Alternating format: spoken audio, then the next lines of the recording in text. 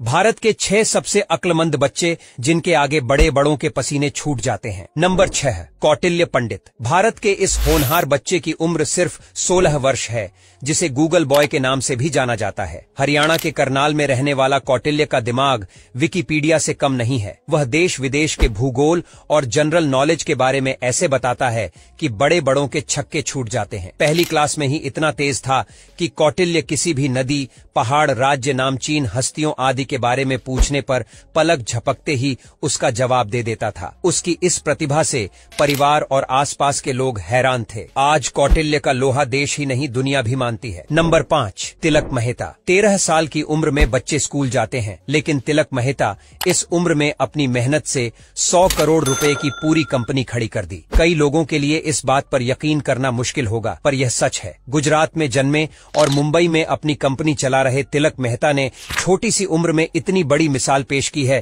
जो लाखों युवा उद्यमियों के लिए प्रेरणा है। यह कंपनी एक शिपिंग और लॉजिस्टिक्स से जुड़ी सेवाएं देती है। नंबर 4, रमेश बाबू प्रज्ञानंद। रमेश बाबू साल 2016 में 10 साल की उम्र में ग्रैंड मास्टर बन गए थे। अक्टूबर 2019 में उन्होंने वर्ल्ड यूथ चेस चैंपियनशिप जीतकर इतिहास रच दिया है। दिसंबर 2019 में रमेश बाबू 2600 येल्लो हासिल करने वाले दूसरे सबसे कम उम्र के व्यक्ति बने। नंबर 3, सलोनी दैनी। दोस्तों, सलोनी दैनी की उम्र महज 15 साल है। सलोनी ने 2009 में कलर्स चैनल के हिट रियलिटी टीवी शो छोटे मियां में कंटेस्टेंट बनी और इस शो को जीता। लेकिन इनका यह सफर यहीं नहीं रुका। इसके बाद सलोनी ने 2010 में कॉमेडी शो छोटे मियां बड़े मियां में राजीव ठाकुर के साथ भाग लिया। सलोनी ने इस बार भी बाजी मारी और यह जोड़ी विजेता बनी। सबके चेहरे पर पल भर में हंसी लाने वाली सलोनी का सफर कॉमेडी सर्कस में हिस्सा लेने के साथ संघर्ष जारी है। नंबर 2,